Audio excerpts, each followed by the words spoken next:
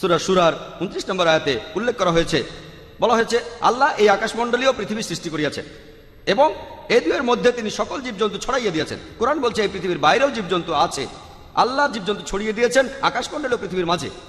এমন বৈজ্ঞানিক প্রমাণ নেই, বিজ্ঞানে এটা প্রতিষ্ঠিত নয় যে পৃথিবীর বাইরেও জীবন আছে। কিছুদিন হলো আমরা এখন রকেট পাঠাচ্ছি, বিভিন্ন গ্রহে স্পেসশিপ পাঠাচ্ছি, স্যাটেলাইট রয়েছে ইত্যাদি। আর মাত্র কয়েক মাস আগে খবরের কাগজে এসেছে যে মঙ্গল গ্রহে কিছু জিনিস পাওয়া গেছে যাতে প্রমাণ করা যায় মঙ্গল গ্রহে জীবন থাকতে পারে। আর এই সম্ভবত গত পরশুদিনের টাইমস অফ ইন্ডিয়ার খবরটা এসেছিল যে চাঁদে বিজ্ঞানীরা পানি খুঁজে পেয়েছে। তাহলে ভবিষ্যতে গবেষণার জন্য সুবিধা হয়ে গেল, আমাদের পৃথিবী থেকে চাঁদে পানি নিয়ে যাওয়ার দরকার নেই, চাঁদের পানি পাওয়া যাবে আর সেই পানি ব্যবহার করা যাবে, আমাদের তাতে কোনো সমস্যাই হবে না। বিজ্ঞান বলছে যে এই সম্ভাবনাটাই বেশি যে এই পৃথিবীর বাইরে জীবন রয়েছে। তবে যেহেতু কোরআনে আছে আমি সেটা বিশ্বাস করি। হতে পারে 2-1 বছর পরে বিজ্ঞানীরা আবিষ্কার করলো যে পৃথিবীর বাইরে জীবন আছে, হতে পারে 50 বছর পরে।